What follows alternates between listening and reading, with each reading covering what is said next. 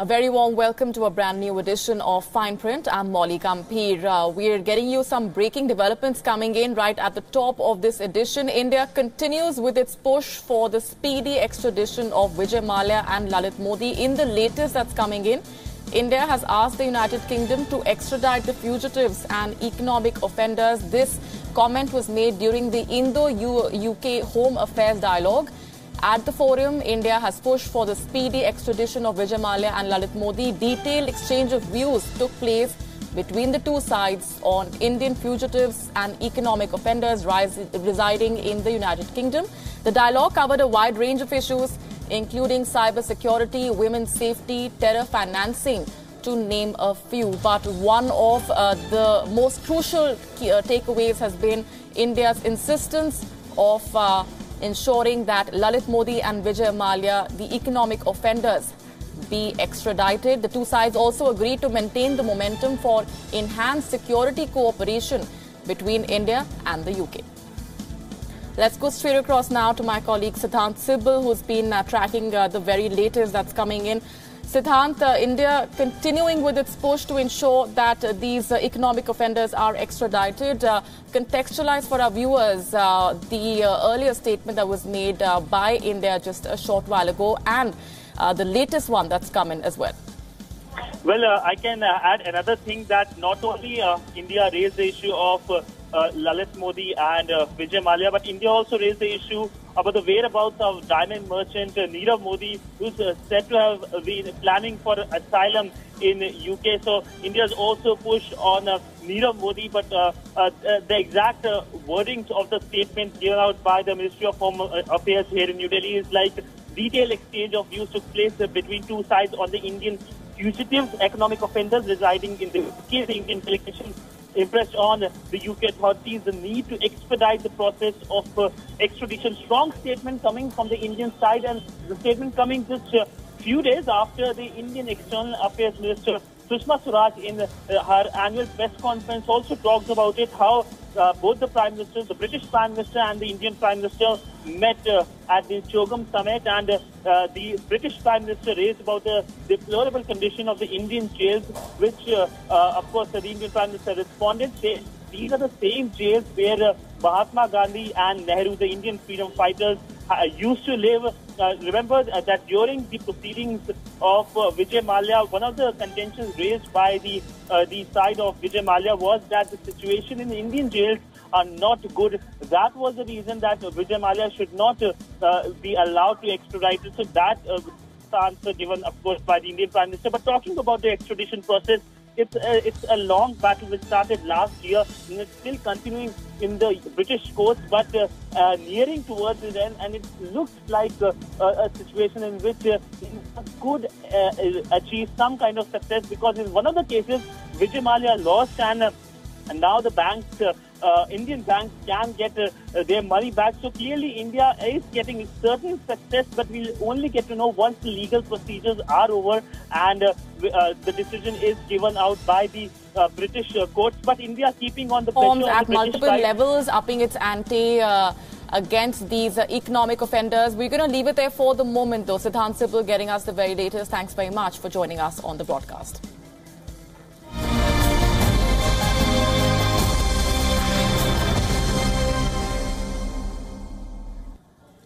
On to our top focus in this edition. It's been an action-packed day for the Indian Prime Minister.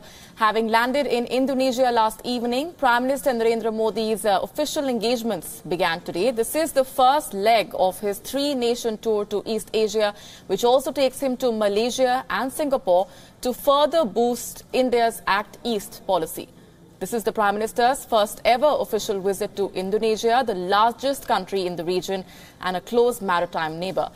And that's not the only first. Taking their relationship to new heights, Prime Minister Narendra Modi and the Indonesian President Joko Widodo flew kites as part of the first joint kite exhibition themed on India's largest epics, Ramayana and Mahabharata, followed by a visit to some of the most prominent sites in the Indonesian capital, interspersed with crucial talks. This report getting you through the highlights of the Prime Minister's first day of his Indonesia visit.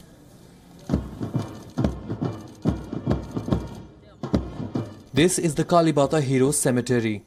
Prime Minister Narendra Modi began his day in Indonesia with a visit to the site and paid homage to the martyrs of the Indonesian War of Independence.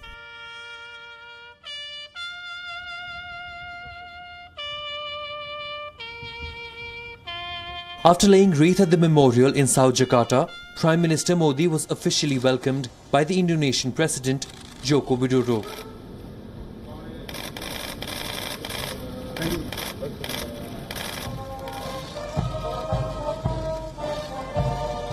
The Istana Merdeka Palace rolled out its red carpet to welcome the Indian Prime Minister, who held both a one-on-one meeting with the Indonesian leader and a delegation-level talk too.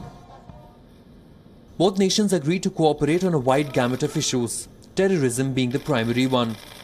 Prime Minister Modi condemned recent terror strikes in the island nation, calling for a need to tackle extremism with urgency.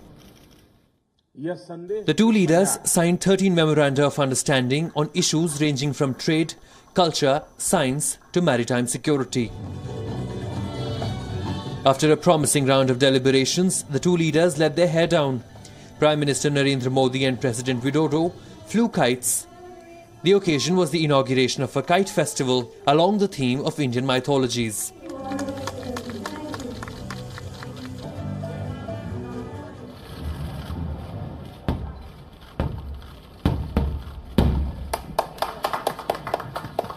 PM Modi's outreach was multi-layered. He extended his Ramadan greetings to the Muslim-majority nation with a visit to one of the biggest mosques in Jakarta and Southeast Asia at large, the Istiqlal Mosque. The Indian Prime Minister had his Madison moment in the Indonesian capital when thousands turned up to hear him at the Jakarta Convention Centre. Indonesians were in for a sweet surprise when Prime Minister Modi announced a 30-day free visa scheme for citizens of the country. Indonesia के नागरिकों के लिए 30 दिन के लिए भारत यात्रा के निःशुल्क वीजा की व्यवस्था की जा रही है।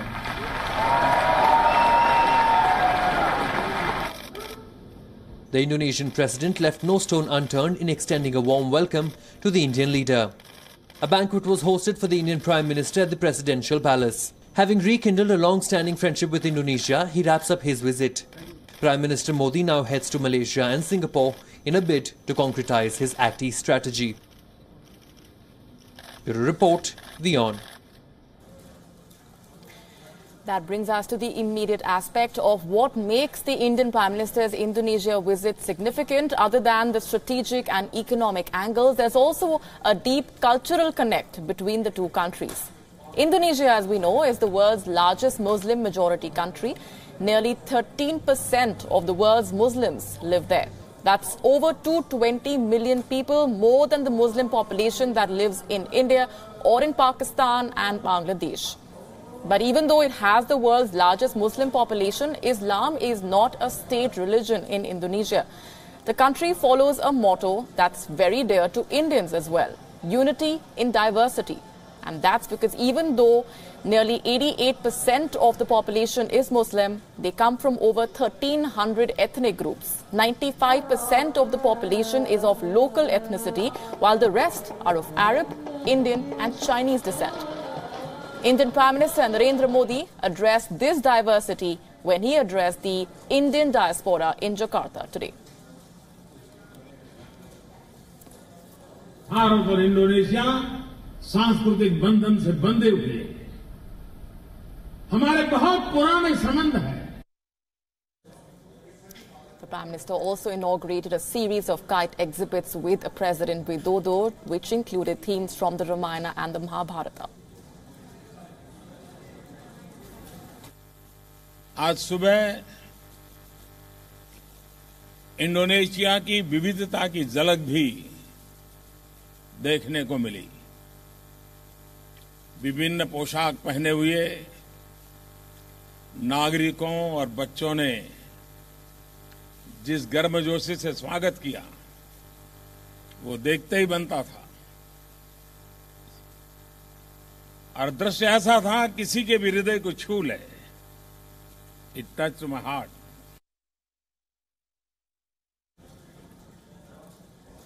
In fact, in all the 54 countries that the Indian Prime Minister has visited since he assumed charge, Indonesia is the most diverse nation, even though it has Muslims and as majority.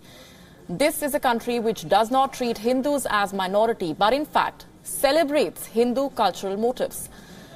Though Hindus form not even 2% of the local population. There are thousands of Hindu temples in Indonesia. The most important of the temples is the 9th century temple of Prambanan in central Java, which is dedicated to Trimurti. The country's official airline is named after Lord Vishnu's ride, the Garuda. The language of the country is known as Bhasha, which in Sanskrit means language.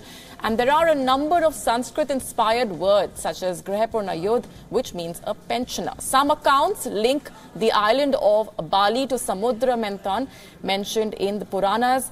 Puppet shows inspired by Hindu epics, the Ramayana and Mahabharata, are still very popular in Indonesia. The country has issued scores of stamps on the Ramayana and the Mahabharata, and there is Sarayu River in Java, just as Sarayu in Ayodhya in India. And take a look at this. This is an Indonesian currency note. It's the 20,000 rupiah that was issued in 1999. It has an image of the Hindu god Ganesha on it. And now that's because Ganesha is worshipped as the god of education in this country. The note also carries a picture of the country's first education minister, Ki Hajar Devantara, whose birth date is celebrated as the National Education Day there. The note also carries a picture of a typical classroom in the country. This currency note was discontinued in 2004 and then withdrawn in 2008. While hosting the leaders of ASEAN countries earlier this year, India's External Affairs Minister Sushma Swaraj recounted an encounter between former Indian Prime Minister Atal Bihari Vajpayee had with a sculptor in Indonesia. Take a listen in. याद पड़ता है कि अटल जी जब विदेश मंत्री थे तो वो इंडोनेशिया गए तो उन्होंने देखा कि कुछ लोग सड़क किनारे बैठकर मूर्तियां बना रहे हैं, तो उन्हें लगा कि ये मूर्ति तो हनुमान जी जैसी है। तो उन्होंने बताया कि मैं जिज्ञासावश कार से नीचे उतरा और मैंने उनसे पूछा कि आप क्या बना रहे हो, तो उन्होंने कहा हनुमान जी की मूर्ति। तो कहते मैंने तपाक से कहा कि पर आपका तो मुस्लिम बहुल देश है और आप भी मुझे मुस्लिम लग रहे हो। तो उनका जी जनाब। तो उनका आप हनुमान जी की मूर्ति क्यों बना रहे हो? तो जवाब मिला, साहब हमने मजहब बदला है, पुरखे नहीं बदले।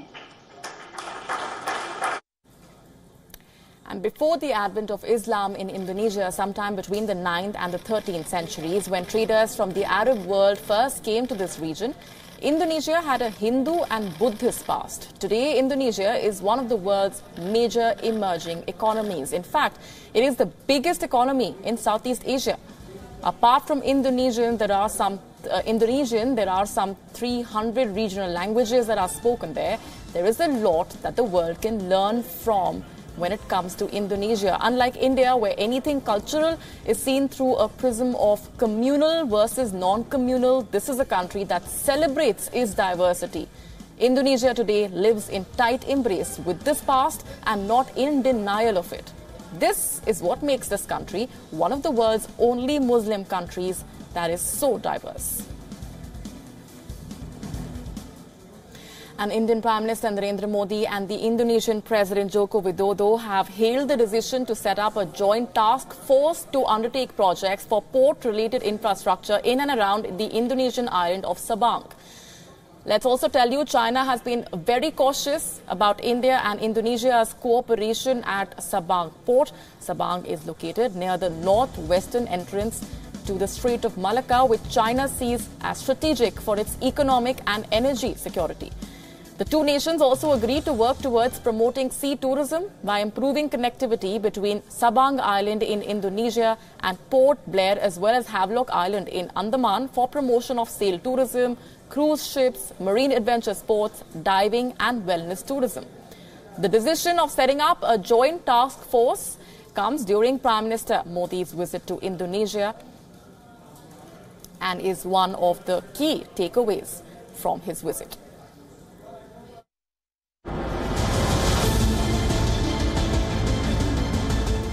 Prime Minister Modi visits Indonesia. Today I stand at the heart of Jakarta, in front of a monument which celebrates the spirit of independence. Leverages centuries-old cultural ties.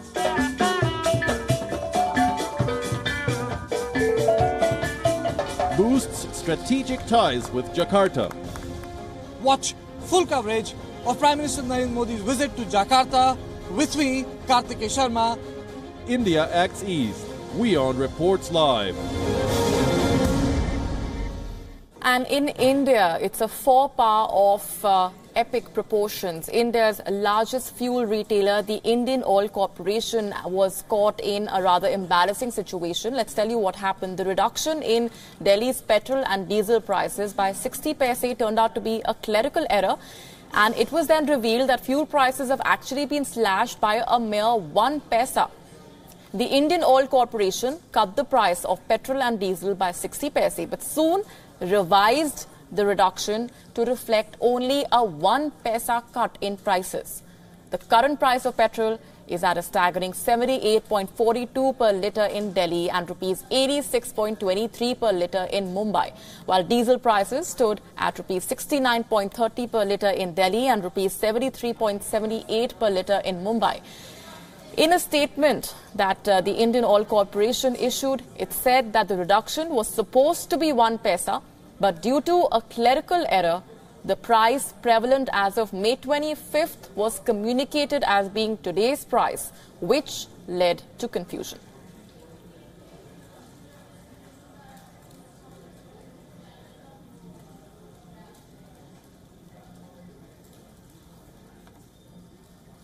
But that's a wrap on this edition of A Fine Print. But as we say goodbye, take a look at this. You must have heard of pilgrimages across the world, but we are sure you must have never heard of this one, the cow pilgrimage.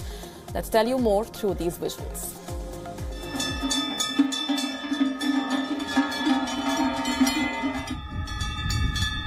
It's that time of the year when cows in France don headdresses and bells. Well, it was a sight to watch when the herd of cows climbed up the mountain roads, making their way through the streets. The weekend of May 26th and 27th saw farmers in the Occitan region of southeastern France lead the annual pilgrimage, which is known as a transhumance.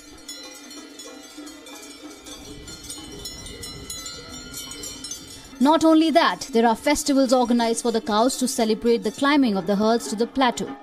It is said that during summers, the animals find better quality grass high up in the mountains after spending the winter in the valley.